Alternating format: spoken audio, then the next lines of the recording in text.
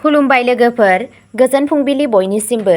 नोंथांमोनखौ dear Brahma चेनेलाव आरो फिन खेबसेबाव बयखौबो बरायनाय बावहरग्रोनाय जाबाय। आं दिनै नोंथांमोननि सिगाङाव आरोबाव माखासे सानसेनि खौरां लानानै फैबावलायबाय। आसा खालामो नोंथांमोनहा खौरांखौ खोनासंनानै मोजां मोनगोन। आरो बेजों लोगोसेनो सानफ्रोमबो फुंबिलि समाव बेबादिनो गोदान गोदान खौरां लाबोबाय थानाय जायो। बेनिखायनो नोंथांमोनहा गोदान गोदान खौरांनि आपडेट मोननो थाखाय चेनेलखौ साबस्क्राइब खालामनानै लादो आरो खौरांखौ खोनासंनानै मोजां मोनोब्ला अन्नानै लाइक, शेयार आरो कमेन्टबो खालामनानै होलांब्लानो जाबाय। दिनैनि गिबि खौराङावनो दङ बिएलटिनि गायसनगिरि सिलागां बसुमतारीनि उनमोनथाइखौ मान होनो बर' दैदेनगिरिफोरा ज' जायो। बड' लिबारेशन टाइगार्स बिएलटिनि गायसनगिरि आफादगिरि बिर सिलागां बसुमतारीनि 28थि थैनाय सानखौ सनिबार 28 जुन खालि क'क्राझारनि बंसिगावआव गोथार महरै फालिनाय जादोंमोन। बे गोसोखां फोरबोआ मुंदांखा राजखान्थियारि दैदेनगिरिफोर, मेलेमजिबिफोर आरो बारग' बिएलटि केडारफोरखौ खौसेथिनि मोनसे मोननो थाङै दिन्थिफुंनायाव ज' खालामदोंमोन। बे हाबाफारियाव बड'लेण्ड टेरिटरियेल रिजन बिटिआरनि गाहाय प्रमद बर', बिटिसिनि बारग' गाहाय हाग्रामा महिलारी, बिटिसिनि बारग' लेङाइ गाहाय काम्पा बरगयारी, रायजो सभानि संसद जयन्त बसुमतारी, सानजा क'क्राझारनि आयेन दागिरि लरेन्स इस्लारि आरो एबसुनि लेङाइ आफादगिरि क्रिन्ट'बामा दाउवारीजों लोगोसे गोबां बारग' बिएलटि केडार आरो हारिनि दैदेनगिरिफोर दंमोन।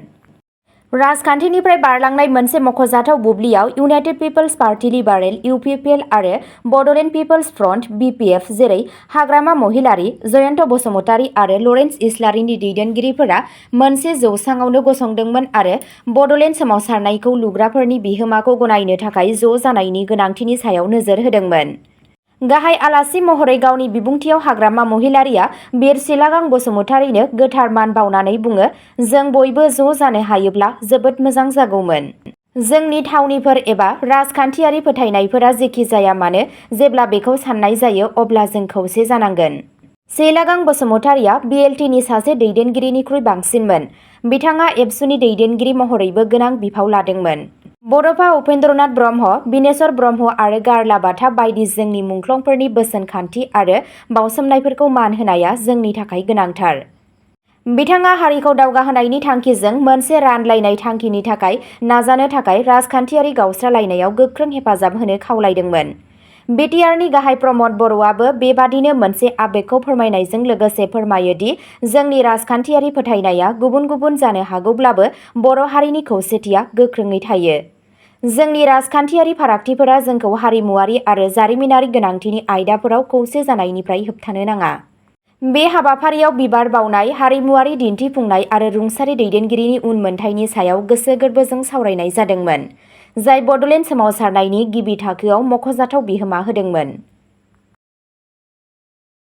नैथि खौराङाव दङ गुवाहाटीआव मोनसे सन्देह गोनां मोजां मोनलायनायनि थाखाय सासे आइजोखौ खास्रि बिस्रियै बुथारनाय जादोंमोन।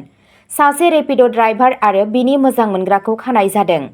सनिबार 28 जुननि फुङाव मोनसे गोख्रै गुसु सिखाजों गाग्लोबनाय जाथाया गणेशगुरिनि पान्जाबी लेननि थागिरिफोरखौ सोमोनांहोदोंमोन। सासे लाइमोन आइजोखौ गोब्राबै जोखोम जानाय मोननाय जादोंमोन, जायनि उनाव गोख्रै पुलिस आरो फाहामथायारि आखाय होनाय जादोंमोन। नुगिरिफोरनि बायदिब्ला जायगानि सुबुंफोरा फुंनि थाबथानाय समाव लामानि सेराव थैजों खोबजानाय सासे आइजोखौ नुदोंमोन। दिसपुर पुलिसनो गोख्रैनो खौरां हरनाय जादोंमोन आरो गाग्लोबजाग्रा हिन्जावसाखौ खर' आरो आथिंआव गोब्राब जखम जानायजों गुवाहाटी मेडिकेल कलेज आरो देहा फाहामसालियाव लांनाय जादोंमोन। डाक्टारफोरा रोखा खालामो दि बियो दा रैखाथि गोनां। गिबि पुलिस रिपर्टफोरा इंगित होयो दि सुक्रुबारनि हर गेजेराव खास्रि बिस्रियै बुथारनाय जादोंमोन। जाथायनि सोमोन्दोआव पुलिसआ सासे रेपिड' सालायगिरि राजु बर्मनखौ हमनानै लादों। फारसेथिं थि गुदि खिथा आरो थांखिनि सायाव नायबिजिरनाया दासिमबो सोलिगासिनो दं। मोनसे थुनफावथायारि महरजों गाग्लोबजाग्रा आइजोआ पुलिसनो मोनसे बिबुंथि होयो दि गुबै गाग्लोबग्राया निक्की बर'मोन, जायखौ बियो हमजानाय दायनिगिरिनि अनजालि होनना दाबि खालामो। पुलिसआ दासिमबो निक्कीनि बिफावखौ रोखा खालामाखै, नाथाय मोनसे जाथावना थांखि महरै गावारि नांलायनाय एबा मोजां मोनलायनाय थामखननि जाथावनाखौ नायबिजिरगासिनो दं। दिसपुर पिएसनि सासे गागि पुलिस मावख'गिरिया बुंदोंमोन, जों गुबुन सुबुंफोरनि बाहागो लाफानायजों लोगोसे गासैबो बिथिंफोरखौ नायबिजिरगासिनो दं। बिबुंथिफोरखौ रेबगान्थि खालामनाय जागासिनो दं आरो फरेनसिक फोरमानफोरखौ बुथुमनाय जागासिनो दं। बिबानगिरिफोरा गाग्लोबनायनि सोमोन्दै थि गुदि खिथाफोरखौ थि खालामनो थाखाय गावसोरनि नायबिजिरनायखौ बांहोदों। थामथि खौराङाव दङ जराबादनिफ्राय सानै गोमानाय उन्दै बैसोनि हिन्जावसाफोरखौ रैखा खालामनाय जादों आरो सन्देह गोनां सुबुंफोरखौ हमनाय जादों। मोनसे गोख्रै आरो साजायनाय नाजानायाव बशिष्टा पुलिसआ सनिबाराव जराबाद ओनसोलनिफ्राय सानै गोमानाय सेंग्रा सिख्लाफोरखौ रैखा खालामो आरो बिसोर गोमानायनि थाखाय दायनिगिरि सुबुंखौ खायो। मिशनआ अब्ला जागायजेनो जेब्ला शिबसागर जिल्लानि नामुथे पुलिस थानानि बिबानगिरि मावख'गिरिया बै साननि सिगाङाव गोमानाय हिन्जावसाफोरनि बागै बशिष्टा पुलिसनो खौरां खालामो। गोख्रै फिन्नाय होनानै मावख'गिरिफोरा हिन्जावसाफोरखौ नागिरना मोनो आरो जराबादाव नागिरनाय आरो रैखाथि नाजानायखौ जागायो। जरहाट जिल्लानि टियक पुलिस थानानि आवथायाव थानाय आमगुरि भुयानहाट गावआव थाग्रा रुंसारि बाबुल दासनि फिसाज्ला 24 बोसोर बैसोनि राहुल दासनिफ्राय हिन्जावसाफोरखौ जाफुंसारै बोखांनो हायो। दायनिगिरि राहुल दासखौ जाथाय जायगायाव हमनाय जायो आरो उफ्रा बिजिरनायनि थाखाय खानाय जायो। पुलिसआ आरोबाव बाहागो लानायनि खाबुखौ नेवसिगाराखै आरो गावसोरनि नायबिजिरनायखौ सोलिगासिनो दं। गुबुन गुबुन जिल्लाफोरनि पुलिस हान्जाफोरनि गेजेराव खौसेयै नाजानायनि थाखाय गोख्रै रैखा खालामनायखौ बाख्नायनाय जादों। ब्रैथि खौराङाव दङ आसाम नलबारिनि 13 बोसोर बैसोनि जन्मय राजबंशीआ 13 बोसोर सिंनि क्रिकेट बादायलायनायाव 430 रान बानायदोंमोन। आसामनि नलबारिनि सासे लाइमोन क्रिकेट सानसुनाया क्रिकेटिं मुलुगनि नोजोर बोनो हादों।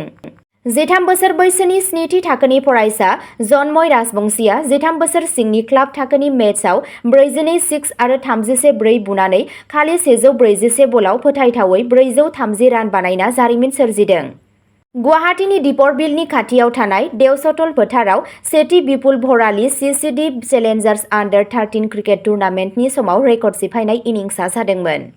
नलबारि गार्डेन क्रिकेट एकाडेमिनि जानानै जन्मया मोनसे मेचनि समाव गुवाहाटीनि राइनलेन्ड क्लाबनि बलारफोरनि सायाव रागा जोंखांहोदोंमोन, जाय दा आसामनि सावरायजानाय जाबाय। जन्मया गावनि इनिंसखौ बेरफ्रुसार महराव जागायदोंमोन। खालि 31 बलाव गावनि 100 रान बानायदोंमोन, 66 बलाव 200 रान, 98 बलाव 300 रान बानायदोंमोन आरो खालि 131 बलाव 400 राननि अनजिमाखौ बारदोंमोन। बिथांनि इनिंसआ मोनसे गोनांथार बुब्लियाव फैदोंमोन।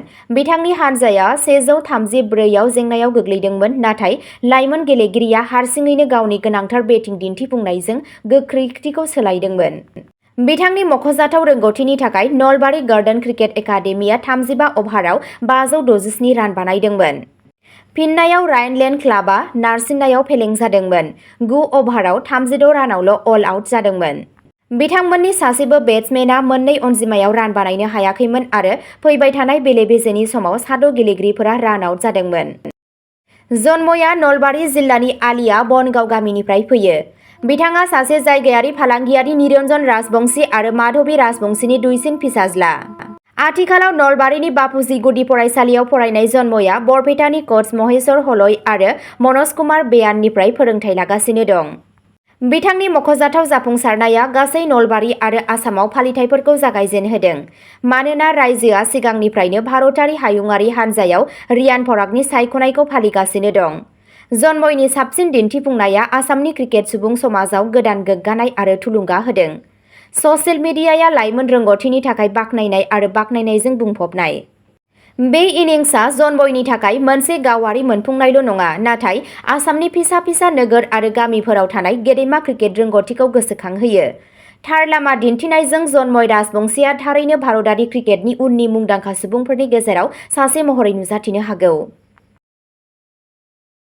बाथि खौराङाव दङ आसामाव क'क्राझाराव मोसौ खावनायखौ फेलें खालामनाय जादोंमोन, जायनि जाहोनाव सानै सुबुंखौ खानाय जादोंमोन आरो 4 मोसौ बोखांनो हादोंमोन। आसामनि क'क्राझार जिल्लायाव सालाकाथि पुलिसआ मोसौ खावनायनि जाथायखौ जाफुंसारै होबथायो। खावजानायाव 4 मोसौ बोखांनो हायो आरो दायजों लोब्बा थानाय सानै सुबुंखौ खायो। बे जाथाया 28 जुन सनिबारखालि फुंनि 4 रिंगासोआव जादोंमोन, जेब्ला सिनायमोनै दायनिगिरिफोरा सालाकाथिनि बेनिबारि गामिनि थागिबि अदुरिबाला रयनि मोसौ बाहागोआव हाबदोंमोन आरो गंसे गारियाव 4 मोसौ ल'ड खालामदोंमोन। खावनाया थागिरिफोरनि गेजेराव गिखांनाय सोमजिहोदोंमोन जेब्ला नखरा गोमानाय जुनारफोरखौ नुदोंमोन।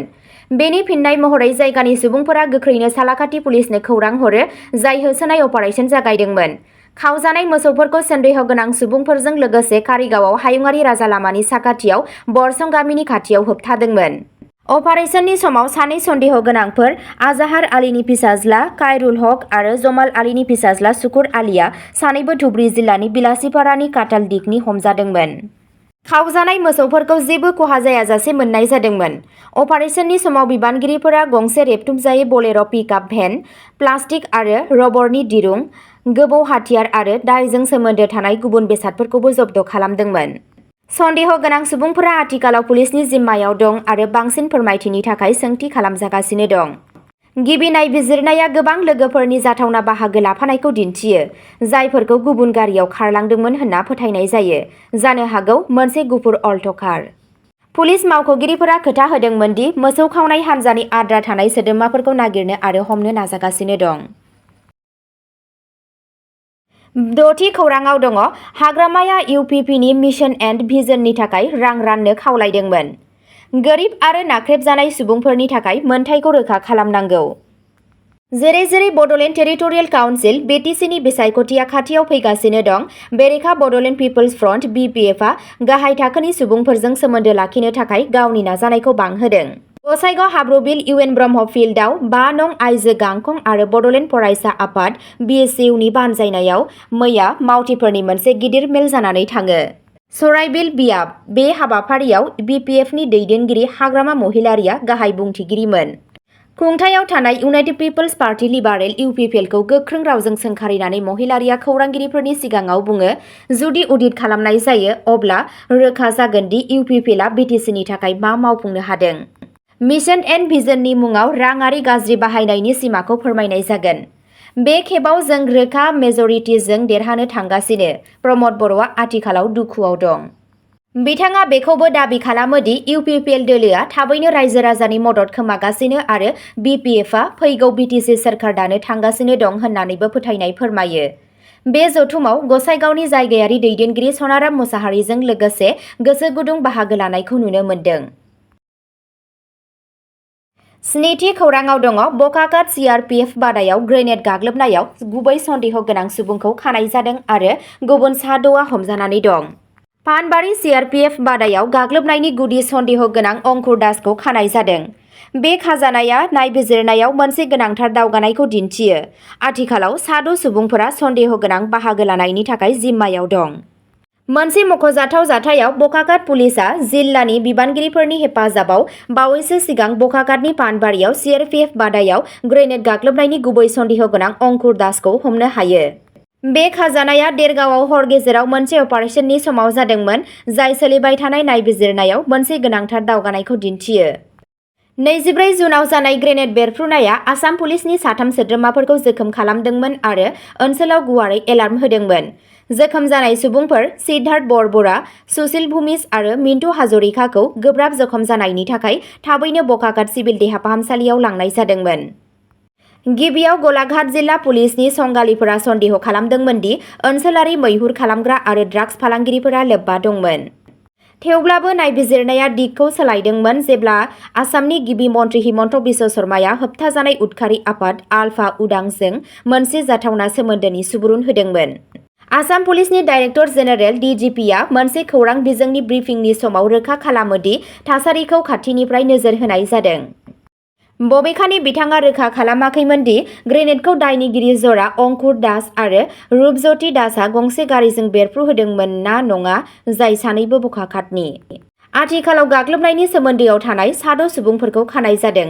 अंकुर दास गुबै सन्देह गोनां, बकाकाटनि रुपज्यति दास, तेजपुरनि भबेश कलिता, लखिमपुरनि संजीब बरुवा, पंकज दास आरो काकु दास अंकुर दासनि बिदा-फंबाय। गासैबो सा 6 सुबुंफोरखौ न्यायारि बेंथियाव दोननाय जादों आरो आयेन बाहायग्राया दासिमबो बिसोरखौ उदखारि हान्जाफोरजों जायखिजाया सोमोन्दोजों लोगोसे आरोबाव सोमोन्दोफोरखौ नायबिजिरनो थाखाय सोंथि खालामगासिनो दं। नायबिजिरनाया सोलिगासिनो दं आरो बिबानगिरिफोरा जथायनाय उदखारि हान्जाफोरनिफ्राय बाहागो लानायनि जाथावनाखौ सानगासिनो दं।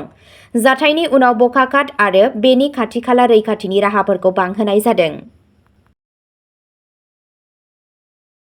अब्ला दिनैनि खौरांआ एसेनोसै, गोजोन्थों।